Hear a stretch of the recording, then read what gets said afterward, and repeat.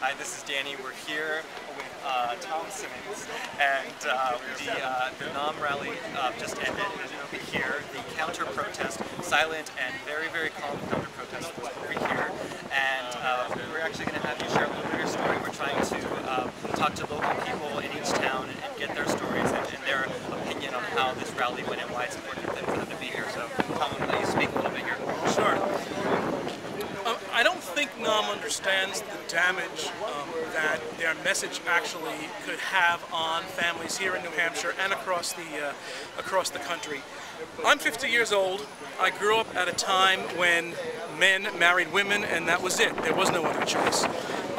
And so, like thousands of other men who are gay, I did what I was supposed to do. I married a woman, we raised a family, and 20 years into that marriage, the marriage fell apart. And I'm the chair of the New Hampshire Bears now, which is the largest gay men's organization in New Hampshire, with 250 members.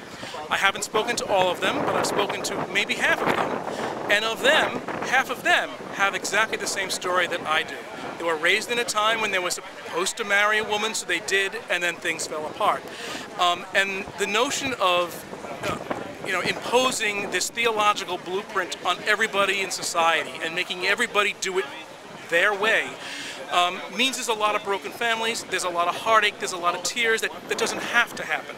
And here in New Hampshire, which has this live free or die reputation, last year we worked very hard in order to enact marriage equality, and we got the support of both houses of the legislature and the governor.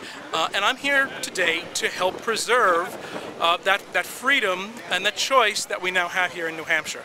I happen to live in a district where the incumbent representative is one of only 4 Democrats in the entire state who voted against us every single time, and so I've decided this year to run against him in a primary in an effort to guarantee that freedom that we finally got here, and to keep groups like NOM from imposing this theological agenda on everyone, because the world is not as they see it.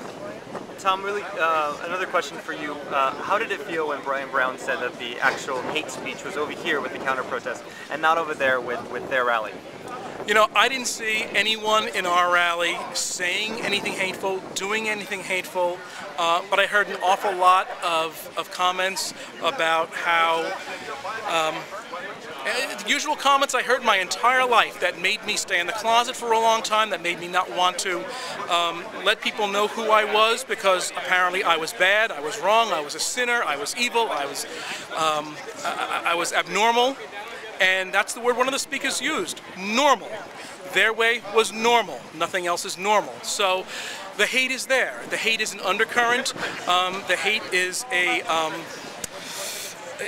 it fuels a lot of the energy that they have, and they use a lot of code words about pulling from scripture and pulling from other sources that let people know we are evil and sinners and bad. And I hear it, I heard it all growing up, and I heard it again today. Thank you, Tom. One last question. How does marriage personally affect your family, and are you married?